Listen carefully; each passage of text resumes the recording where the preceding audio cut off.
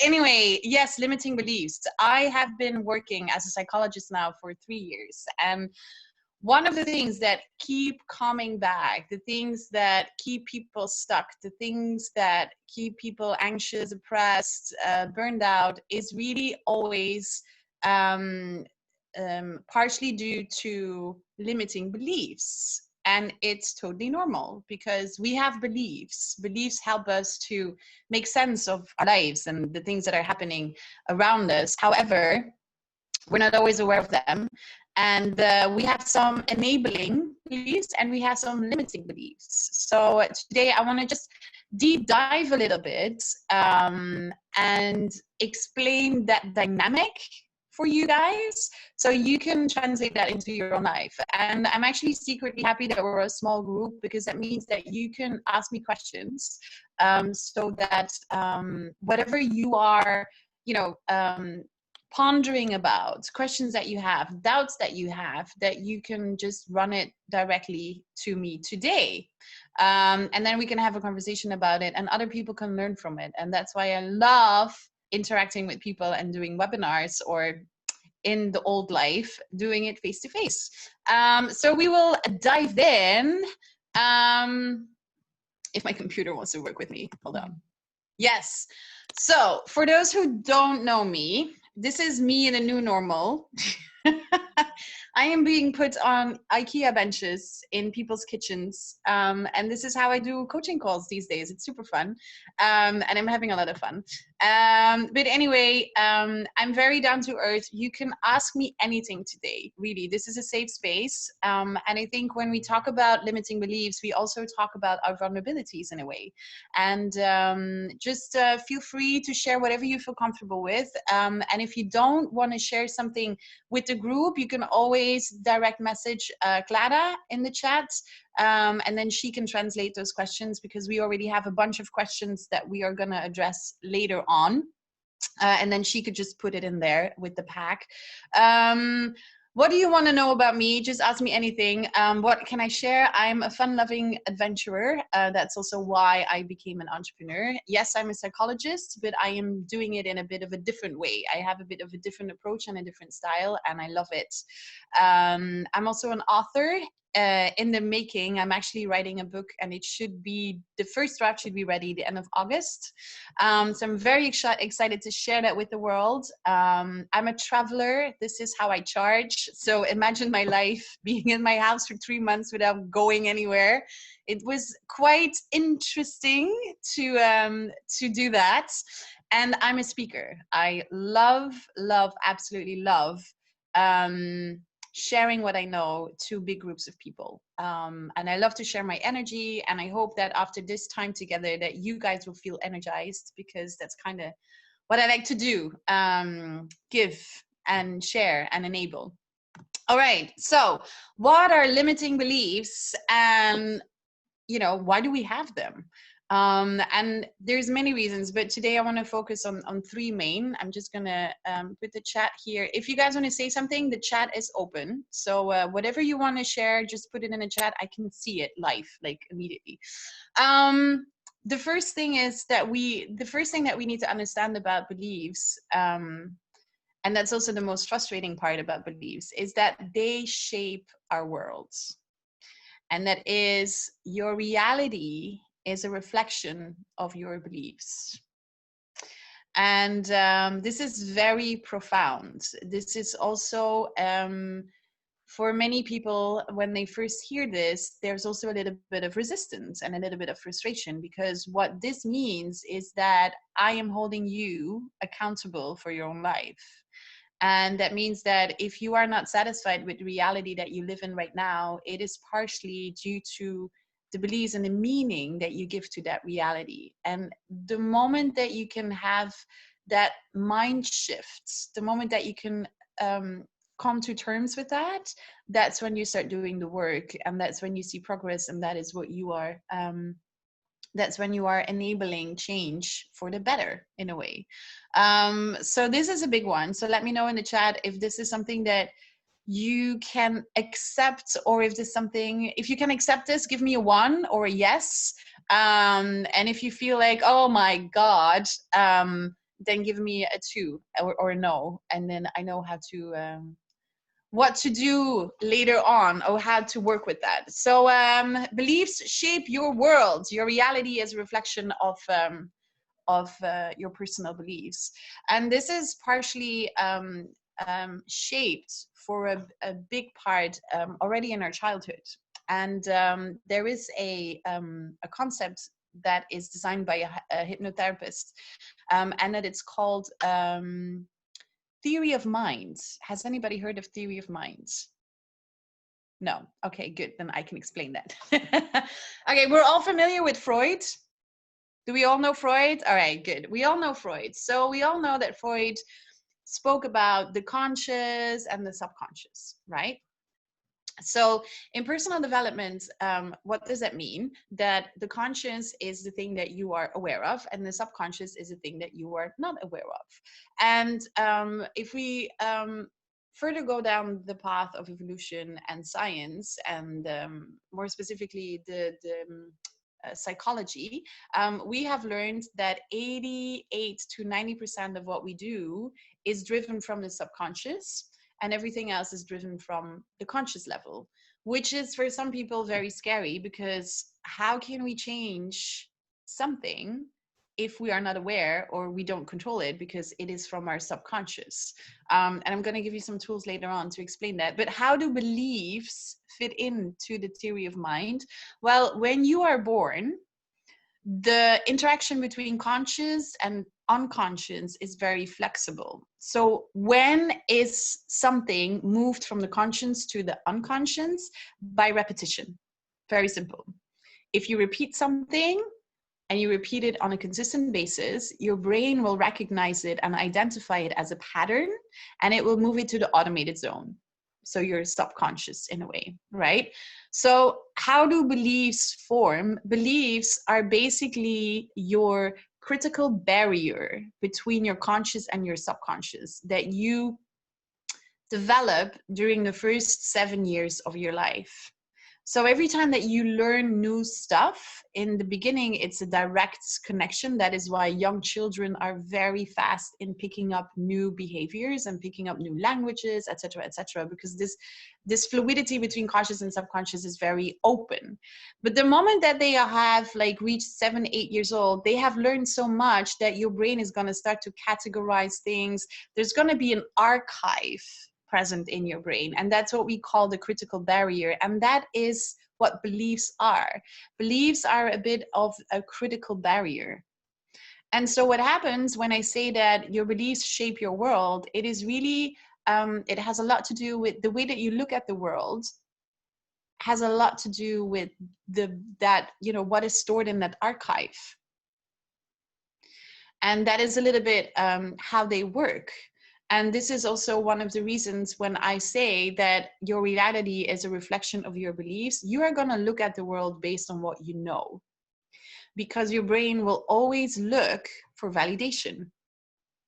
And the reason why the brain does that is because the brain wants to protect us. So everything that it doesn't know, your brain is going to freak out. So when it sees things, new things, it will try to figure out whether or not it can be validated based on what we already know. Does that make sense to you guys? Does that resonate? Am I going too fast? Give me some mojo in the chat so I know, because I can't see all of you. So I'm just like looking at my own face and Clara's. Okay, Clara gave me a thumb. Thank you. All right, who else do we have? Let me see if I can get a whole roster here. All right, I can only see 6 people. All right, Dana gave me a thumb. Good, yay. Delilah gave me a thumbs up. Thank you, Delilah. Awesomeness. Good. So do we now understand when I say beliefs shape your world, how that works? Yeah? Okay. If you would have any questions, honestly, drop them in the chat box. Now, the second thing that is like, what are beliefs? Beliefs are habits. They're thought habits. And it is related to what we discussed previously with this, theory of mind, this barrier that you have, the archive in your brain. So what happens is that every belief that we have started with a subtle thought. Okay.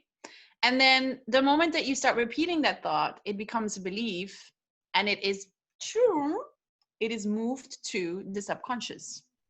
So this is where it becomes so important to train awareness and mindfulness, and to become aware, meaning to start focusing on, for example, the way that you talk about yourself, your life, your work, your ambitions.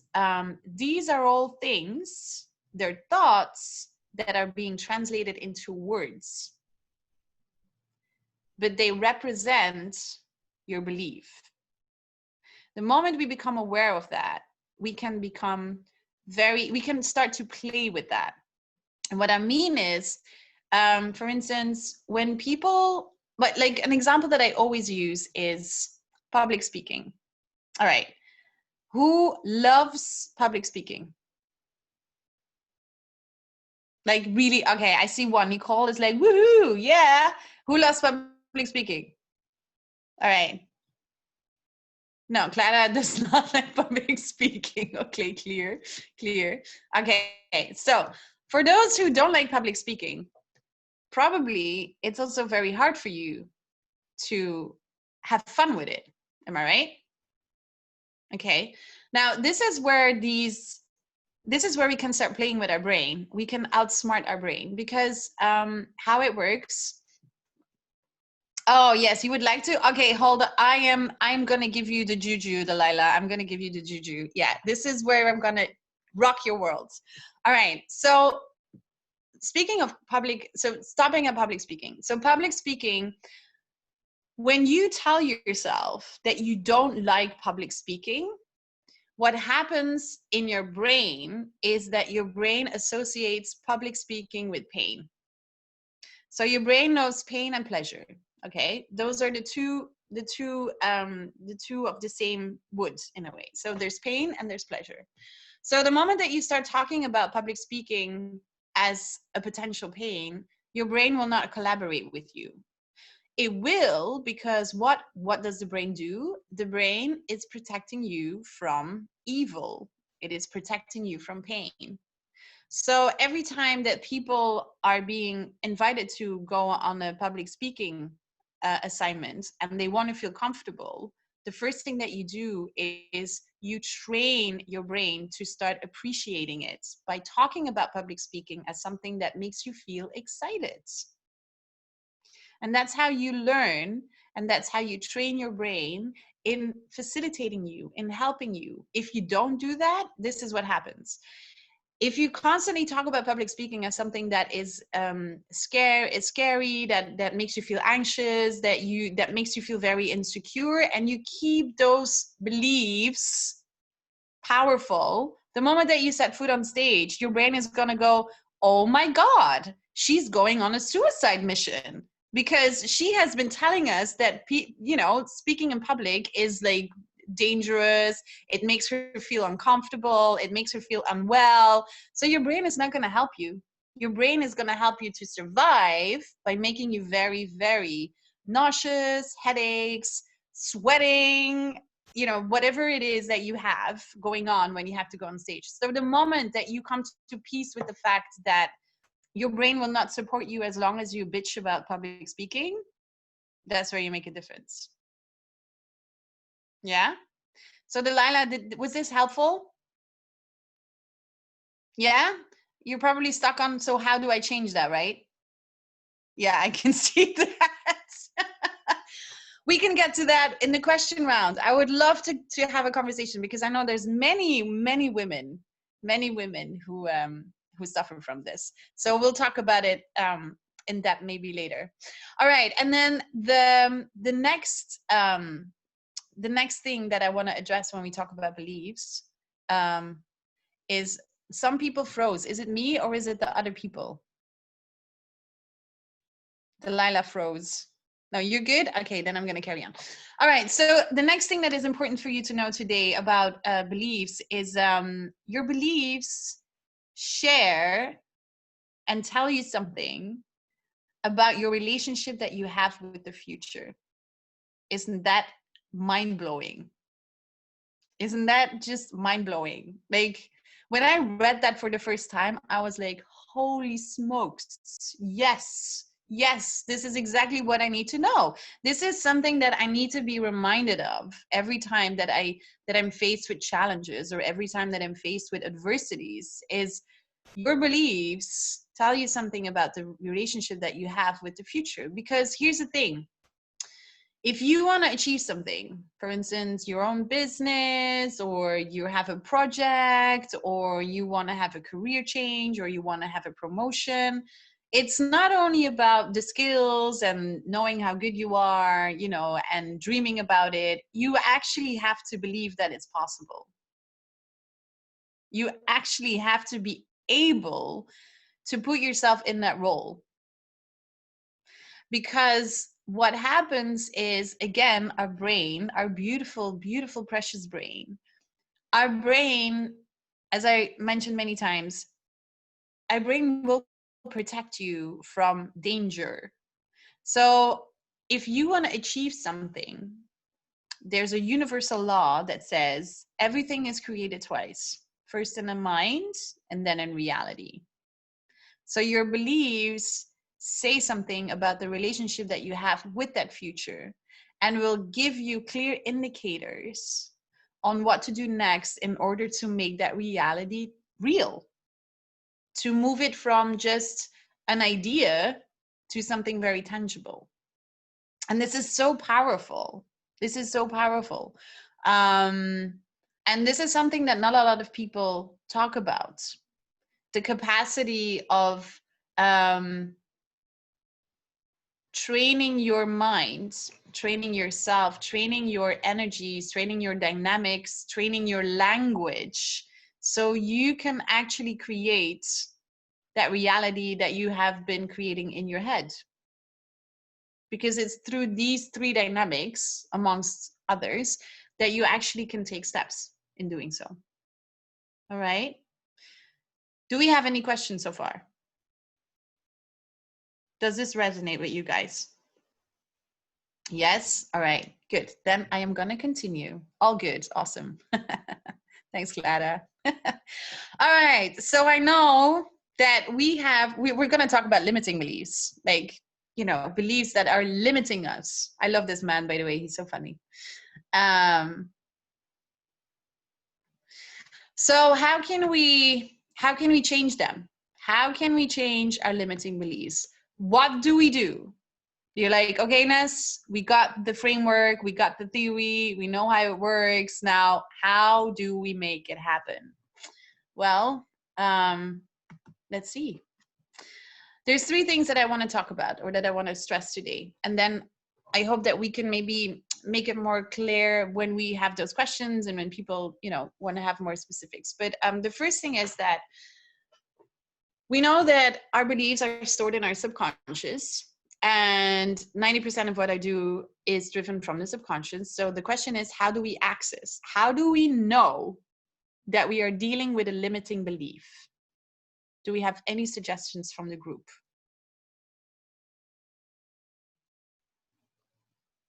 Well, the answers are actually there.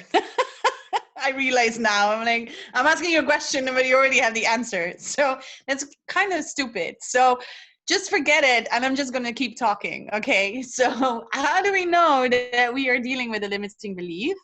The first thing is emotions. All right. So I don't know if any of you have been to one of my workshops or have seen one of my YouTube videos, but emotions are messengers. I call them the DHL of our brain.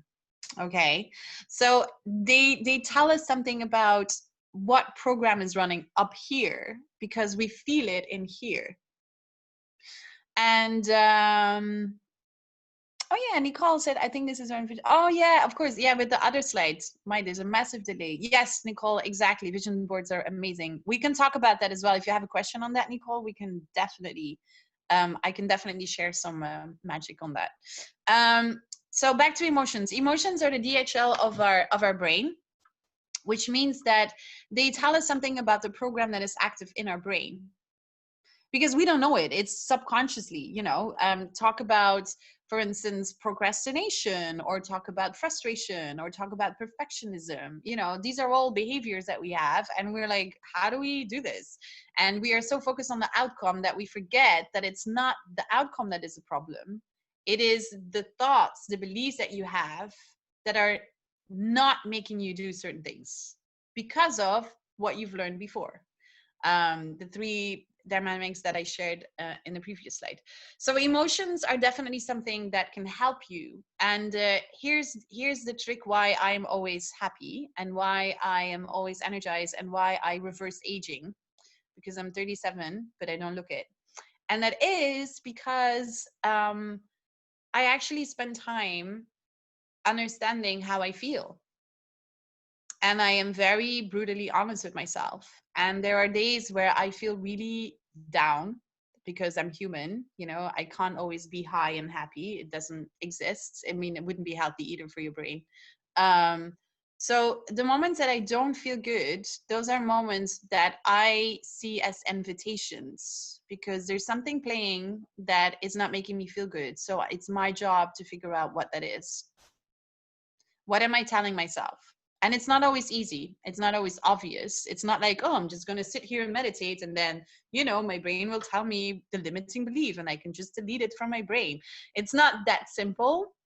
But there are some tricks and tools and things that you could do and play with that could help you to really identify and access that, and then make a decision that you no longer want to be okay with that, and you no longer choose to have that belief drive your life. All right. So emotions, very important. How do I do this? Every day I sit with myself for 5 or 10 minutes in the morning and in the evening. And we are not all in tune with our emotions. I am, because I'm Latin, maybe a bit too much. But not all cultures are the same. So sometimes body work helps as well. You know, there is a link between your emotions and tension in certain parts of your body. For instance, during Corona, I had really heavy legs and I didn't understand why. So I called my friend, she's a doctor, and she's like, well, Ines, you've been traveling all the time, so now you're not moving anymore. So your body is a bit, you know, nervous. And so you need to move more. You need to go for bike rides, running, walking, whatever, because you've always been on the road and your brain doesn't like it not being on the road, for instance. So emotions can have many faces and many ways of, you know, talking to you. But the thing is that it's your job to check in with yourself, to see what's going on, to take some temperature in a way. So that is one clue on how you can change your beliefs through your emotions, and then take it from there. Another thing that is giving you clues on whether or not there's a limiting belief at stake is your behavior. And I've already briefly touched upon it, and that is, for instance, procrastination. We always see procrastination as something that is a problem that we need to fix. Addictions, it's the same. An addiction is never the problem. An addiction is the outcome of a root cause, and those are usually beliefs. When we talk, for instance, I recently took on a new project, so I'm now working with, I'm running a program for obese people. And we never talk about weight. Well, not in the beginning, because everybody, for instance, certain behaviors, eating, smoking, drinking, procrastinating, perfectionism, I don't know if there's other behaviors that you're struggling with, please let me know later on, we can work with this. They're coping strategies. They're coping strategies. I used to smoke cigarettes. I quit, I think, 3 years ago. It was a stress relief behavior. And the reason why is because I've worked in corporate for 10 years, and I've always felt very insecure. And cigarettes kind of helped me. They were like my protection. It's the same with, for instance, people who gain a lot of weight. Sometimes they have weight gain because they want to protect themselves. Simple as that. Procrastinating, exactly the same. You procrastinate because you want to protect yourself. You want to protect yourself from rejection. You want to protect yourself from criticism. You want to protect yourself from failure. And they can be brought back to the beliefs that you have about yourself. So beliefs truly shape the world that you live in. They truly are. And it's so powerful. So behavior. And then the third one, I already gave that away, is language. Language says so much about your limiting beliefs. The way that you talk about things. It's not possible. It's too expensive. I can't do it. I don't know how. Talking about it this way is going to block your brain. Your brain is like, okay. But if you rephrase, like, instead of saying, it's not possible, and then feeling bad about it, sad or disappointed or frustrated, you could say, okay, I want it. I just need to figure out a way how to get it. Game changer for your brain. Your brain is like, okay, let's go. And it's gonna like scout your brain waves and see what it can come up with. And then you're in the shower and you have this brilliant idea and no paper to write it. I don't know if that happens to you. It happens to me a lot. It's very frustrating. Yes. So that language, the way that you talk about things, and this is something that you need to train. This is not something that comes natural. Okay. Language also gives you, the reason why language is so powerful is language tells you something where your focus is. So this is not about right or wrong. There's no right or wrong way of describing it. You describe it as you describe it, you know, that's the outcome, but it's an outcome of a belief. It's an outcome of where is your focus. And sometimes you can become aware of that, and you can hold each other accountable in that, in a nice, loving way, of course. So that's it. Questions so far? Everything clear? Yeah? All right.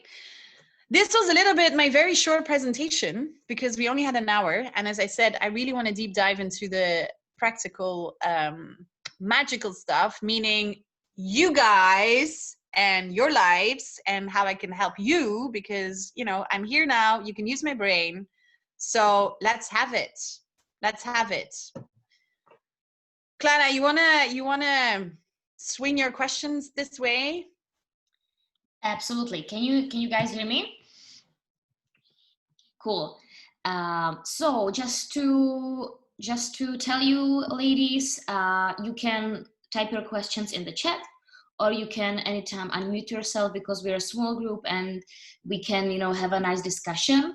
Maybe Ines, can you stop sharing? Okay, really cool. Done. So that we have you, you know, full time. Yes. Like big time, Ines. And I had some questions that we collected when you were RSVP'd at this event, and they were amazing. So maybe I can start and like warm up the discussion, and if anything comes to your mind, you can leave it in the chat or unmute.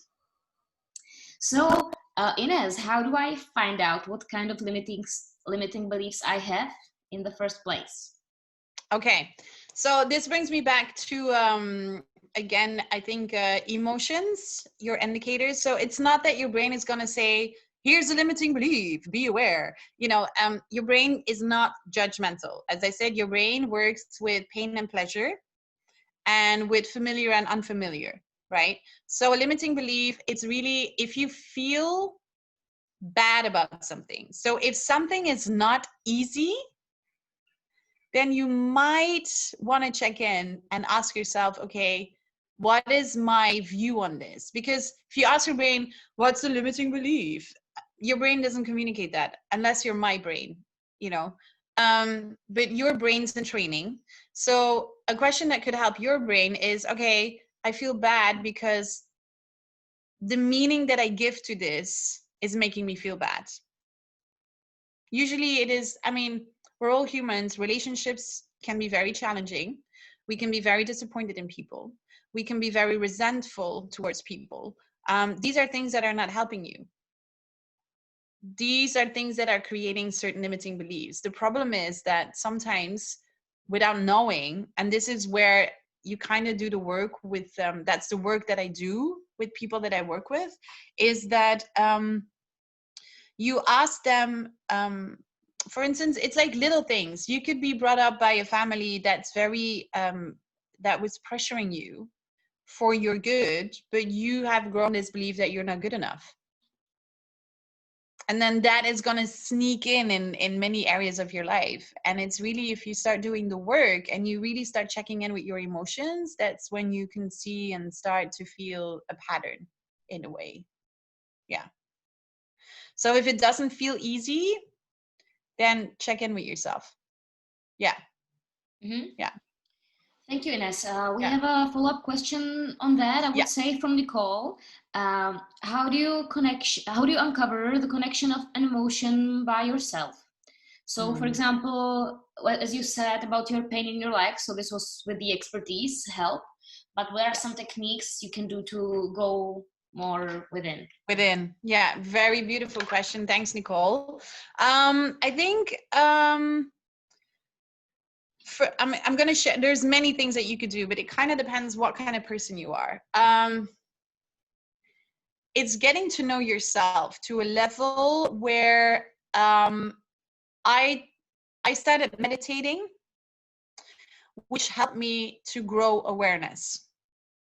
All right. So it would be good for you guys to ask yourself, what can I do to grow awareness?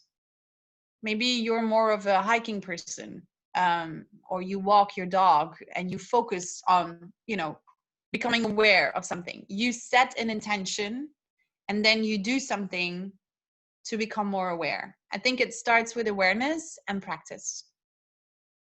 The thing is that people they have these expectations that they're like this clear manual, like if A happens, go to page 35 and then do these steps.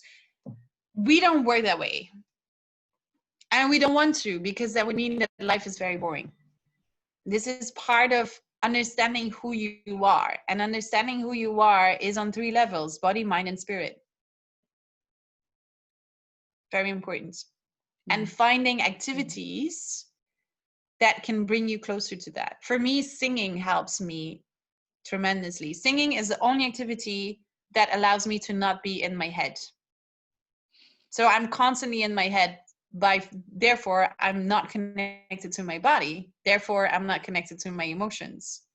So singing is the only thing that helps me. And meditating, but not always, but singing always, for instance. Does that help? Yeah. So Okay. just so for someone it might be sports, for someone it might be the singing, for someone meditating, if they can shut up their monkey brain for a few minutes. Okay, but just be aware of the bodily, like how do you feel, like what do you like, what do you dislike, and not go onto autopilot. Yes, exactly. And I think self-care, again, setting boundaries and putting yourself as a priority every day. Take time for yourself, because that's also something that I see a lot in my practice. People want to change. They really, really want to change, but nothing will unless you do. Especially now in COVID, I had a lot of mothers who were overwhelmed because they're like, I can't deal with this. I can't be a mom and a teacher. And I'm like, well, no, nobody can. So you need to change your routine. You can't expect to be a mom and a teacher and a career woman between 9 and 5. It doesn't work that way. You need to, work a way around that. Get clear on your deliverables and make a schedule that is realistic, and make sure that you don't forget to prioritize yourself. And that is hard work.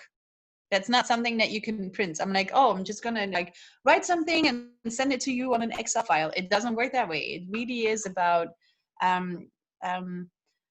coming loose from certain expectations that are, my dear people, connected to beliefs. I have to, I need to, I should.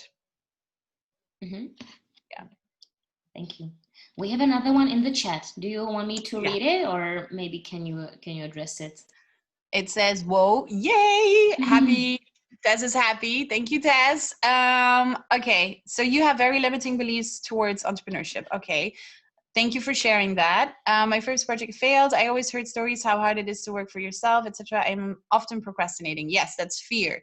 Definitely scared. Yes, that I will go wrong again. I am meditating, doing a lot of practice, but still cannot practice up. Okay, yes, I see what's happening. All right, so what you're doing subconsciously is you're procrastinating because you have so you failed, right? That is what you tell yourself. You tell yourself, I have failed, but your project failed, not you. You didn't fail, your project failed. So first of all, it's becoming aware that you're talking about two different things, but you're mixing them up sometimes, right? And then what you do is you're trying to meditate and doing a lot of practices, but you're trying to fix something that cannot be fixed. So in your mindset, you're using these tools to help you not procrastinate anymore, right? The only way for not procrastinating is actually choosing courage over fear. That's how you grow confidence. So a lot of people think, oh, I'm going to meditate and create it in my mind. And I'm like, yes, perfect. You know, train your brain, prepare your brain so your brain can maximize, you know, in supporting you. But it's still the action, you know, it's you doing. You need to show vulnerability.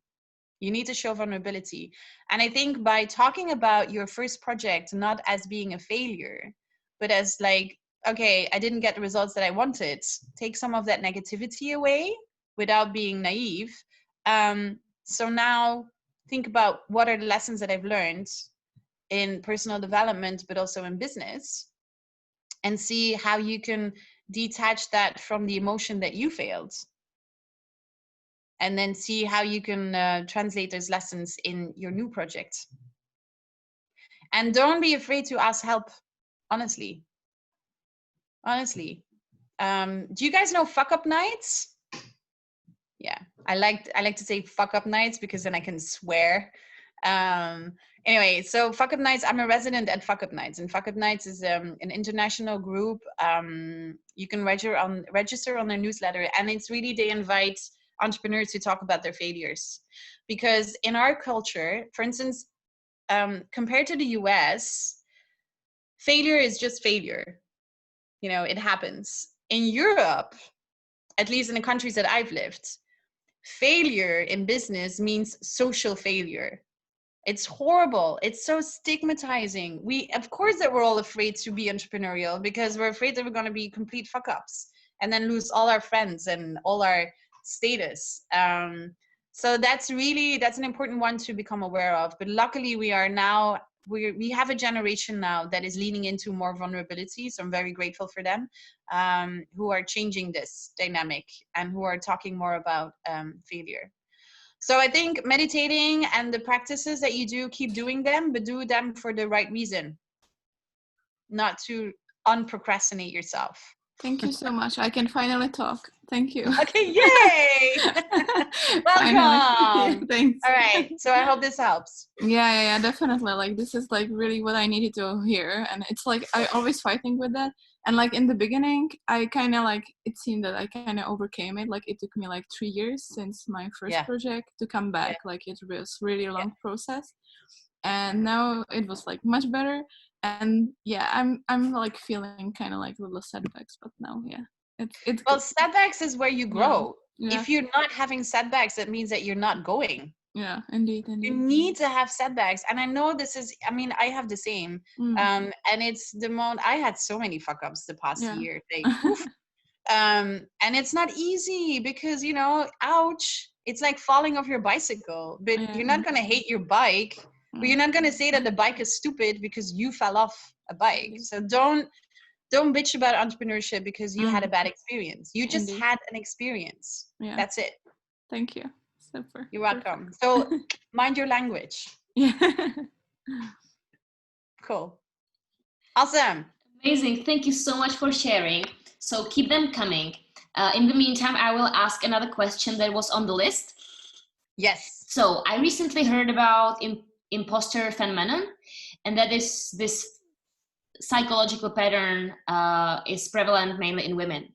Do you know some techniques to help cope with it, or how to get rid of it? Yes, imposter syndrome. My God, that's like a beautiful invention again to give us an excuse not to be who we really are.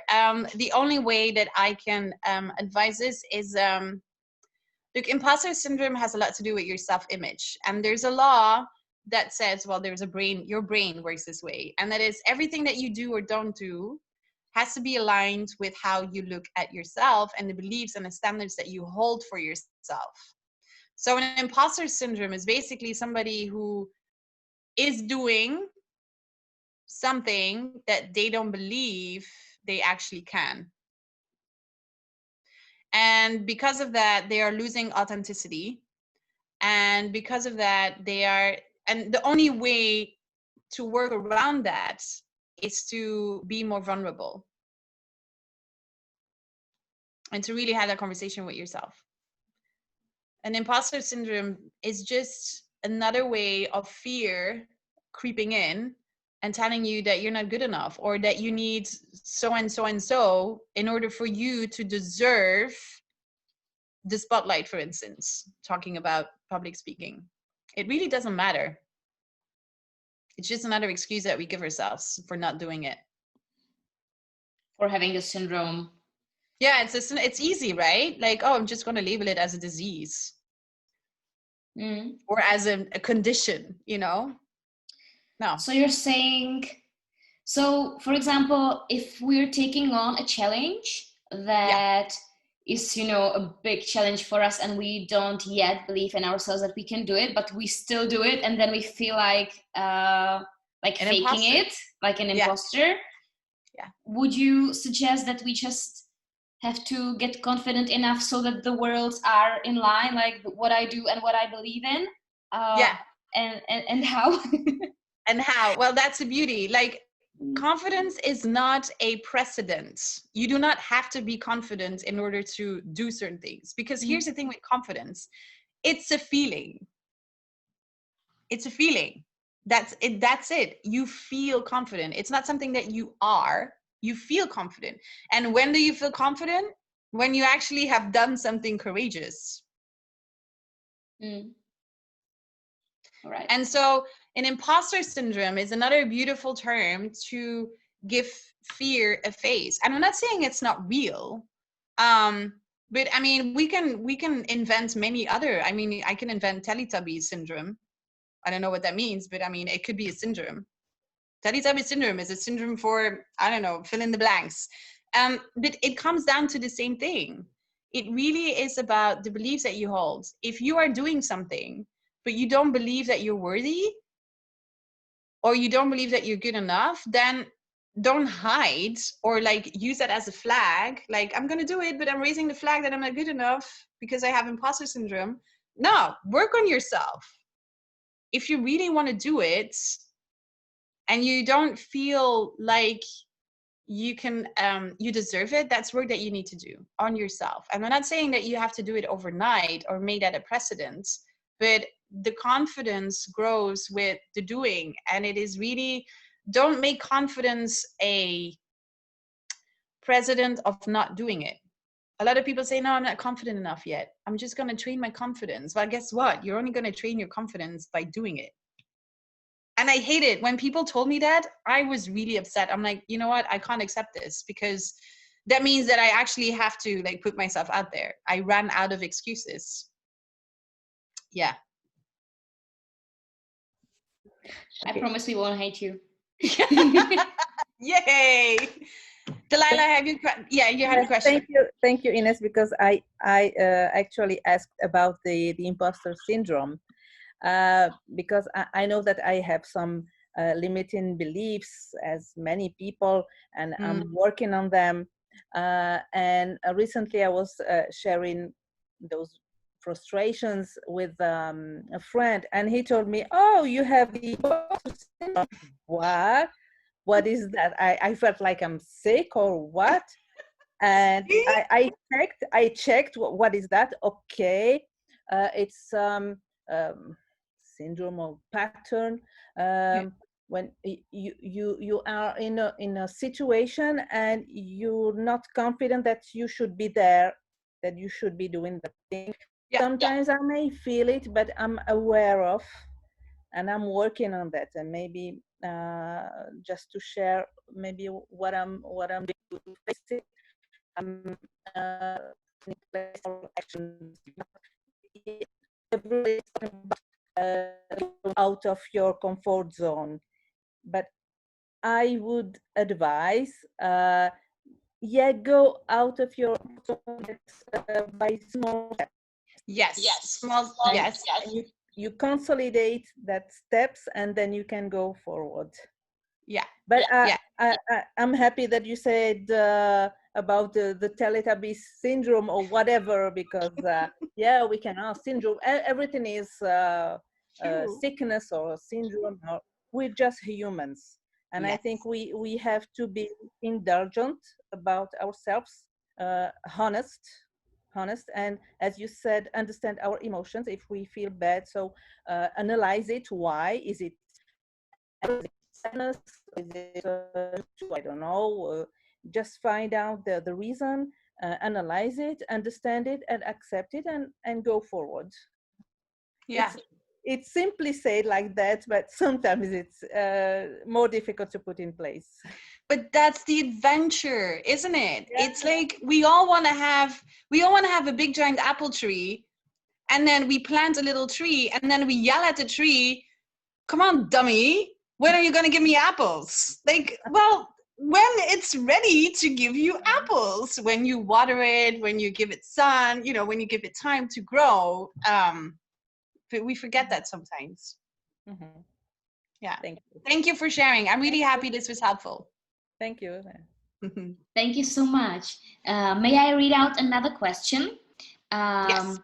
I lately struggle with comparing myself to others and then having a major anxiety. Is there a way to stop this? Is there a good way to compare yourself to others? What are your thoughts on that? Yes, really good question. Okay, so first of all, we all have it. We all compare ourselves to others, and by comparing ourselves to others, we have different emotions. Jealousy is one of them. Anxiety could be one of them. So here's the trick.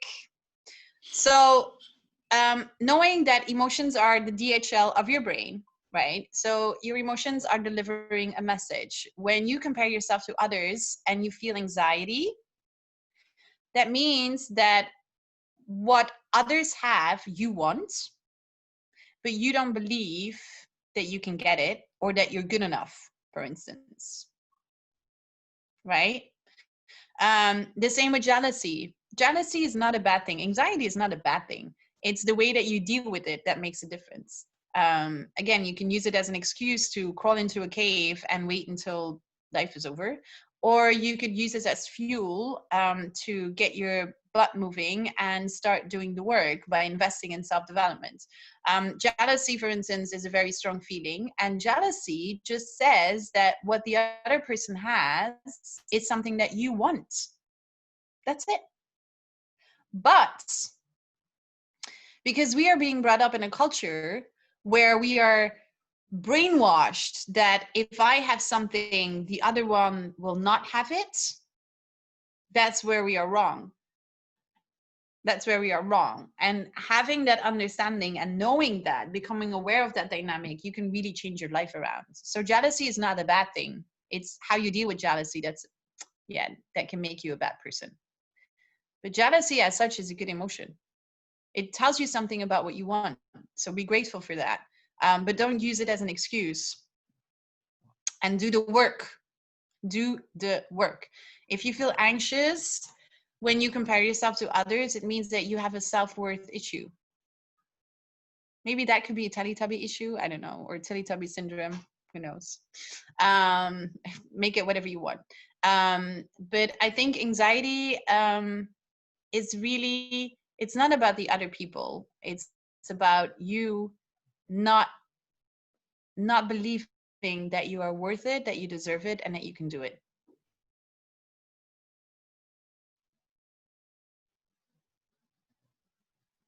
Thank you, Ines. Was that too much? I feel that the energy changed in the room. Too much to swallow. Like, am I going too wild here? Please tell me, because I'm very passionate and I'm very down to earth. So if you want me to be more sensitive, then just let me know. I can do that too. Ladies, any follow-up on that? Do you want to dig deeper into that? Feel free to unmute or type in more. Yeah. I guess I'll have like a question, because I think it comes up a lot that everybody, we live in this society that we're all trying to do something, like we have our main job and our side job, and just trying to build something from nothing. And I see so many people burning out from that, and just not even doing out of joy, but just out of ego, and then losing the factor of, is that really what I want to do? So how do we not reach to the burnout, but then also keep ourselves checked that the purpose of our project or whatever we're doing, even if it's our main job, that it is for our purpose? Yeah. That's so beautiful. I'm so happy that you addressed this. This is one of the things that I hope I can help change around. And what I teach the people that I work with is more play and more fun and dare to dream. So having gone through burnout myself, I shared my story on the podcasts in all details, many details, you know, why not? Burnout is, for many people, a way of informing you that you are not living up to your purpose, and that the things that you are doing are not the things that are energizing you, and thus not making you happy or feeling fulfilled. In my life, it was, I was doing everything right because that was what we are supposed to do, but it was not real to me. It was not who I am. But nobody asked me that question, because we are being raised that this is a school system, and when you follow this school system, then these are the jobs that you can pick from. But if you're creative, like me, for instance, there's no space in that school system. I also recently found out that I'm an empath. My God, I almost fell off my chair because my life made so much more sense. So for people who don't know what an empath is, an empath are highly sensitive people. And I'm like, now I know why I don't like to go to festivals. Now I know why I need time on my own. You know, now I know why sometimes I can feel tired when I'm around certain people. Not because I have a disease, it's because I'm a sponge. I take up a lot of information. But these things are never addressed because they're not part of mainstream society. And I think if we can start, I mean, that's my goal with my program that I have.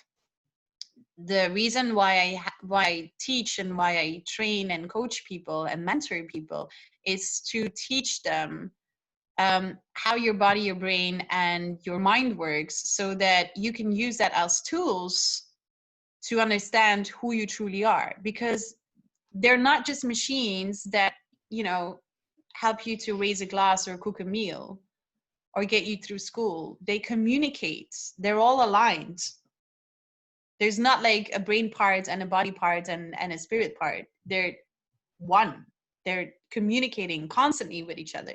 And if you can understand those dynamics and use that to help you navigate through life, that's when you will automatically find your purpose. We are here to feel good, people. That's why we're here. We are not here because, you know, we have to work hard and then, you know, retire and then eventually leave this planet. We're here because we're born, we're going to die, and in between, we need to figure out what makes us happy. That's it. And if you start living from that philosophy, then game changer. Yeah. Yeah. Does that answer your question? Yep. Thank you. Cool. I can go on and on for this. I mean, I can do another podcast on this episode, you know, on this topic, honestly. Awesome. Ladies, we have 7:06. Okay. I'm wondering, should I bring on one more question? If I'm good with that, if you guys are happy to stick around. Yeah? Okay, let's do it. Okay, one last question from my side. If you make up your mind to ask something else, we're here. We're not running anywhere. This is a little bit personal on you, Ines. What was one limiting belief that you had and you managed to break, change, or replace? My God, I'm so happy. You guys are the first ones who are actually asking me that question. All right. So I think the biggest one for me, like the biggest one, the one that I had to do a lot of work on, like a lot of work, is it is safe to be me. I mean, that's my new belief. But this is what I tell myself every day. It is safe to be me. And the reason, a little bit of a background is I feel safe to be myself in who I am, how I talk, how I dress, how I communicate, my energy, my color, you know. It took me a while to give into that. And the reason why that is because, like many people, I'm not unique in this, is I was afraid to be criticized. I've always had a hard time of like, I've never had this feeling of belonging. You know, I have people who grew up in these villages, and they would, you know, every Friday they would go to a bar and they would know that their friends were there. I never had that lifestyle. So for me, I've always been like a loner. And because of that, I integrated this massive belief that something was not right with me. Something was missing about me, you know? And then I found out that I really love being on stage and sharing my experiences and talking about my personal life. But I was so afraid that showing myself and becoming successful would mean that I would be alone again, and that nobody wanted to be my friends, because that was how I was, you know, that was my experience from my childhood. I was not an unhappy child. I mean, I was happy with everything that I did, but I never had this feeling of belonging. So I had to do some major groundworks in order to feel worthy and deservingness, and to find the courage to put myself out there every time again. And I'm still working on it. I'm still a work in progress. I mean, now I'm very proud that I can like do webinars very spontaneously and do stage things, but I'm still very nervous when it comes to, ooh, I need to make an Instagram live. Ooh, no, I'm not. I'm going to do it tomorrow. And then I didn't do it, you know? So it's work in progress, and it's okay to acknowledge that and to forgive yourself for doing that. But that would be my biggest victory in my life so far. It's safe to be me. Amazing. Thank you so much for sharing. You're welcome. Happy to do so. I love your community, you know that. So I cannot say no to you guys. Every time that you ask me, I'm like, okay, fine, do it. We love that. Thank you. Ladies, any more questions? Bring it on. Nicole's good. Delala's good. We're all good. We're awesome. Good. Thank you, Ines, once again, for being so honest and open. That's what I really love about you. Thank you for doing this for a very intimate group of women. We're proud to be here with you tonight. Ladies, in the event, I just sent an anonymous Google form in the chat. If you could please take 1 or 2 minutes to just let us know how you liked it, so that we can improve as Fempolat with our webinars and events, and so that Ines maybe has some feedback too. Would be nice. Yes. So please and open if you would the have, link. And if you would have more questions, I'm always looking for inspiration to make videos. And then I can like sit on my chair feeling frustrated. I don't know what to talk about. I know so much, but I don't know what to do. So if you have questions, please send them to me so I can like make videos. That's it. That's all I ask. Yeah. Awesome. So 1 question per video. Don't hold back. Yes. Yeah. All right. Amazing. Let me maybe put my email address here, but I don't think that you guys have it. Yes. Yeah. Perfect. So we have the email address, we have the link. Please open it or copy it now, because I'm afraid after I close Zoom, you might lose it. And thank you so much for participating in this sunny evening. And that's a goodbye from me. A thank you to all of you, and a thank you mainly to Ines. I was so happy to be here. Thank you so much for showing vulnerability. I appreciate it. So you made this all very, very fun. So thank you. Congrats to all of you. Thank And you I'll both. see you soon. All right. Yes. See you soon all. Bye-bye. Ciao. Bye. Ciao.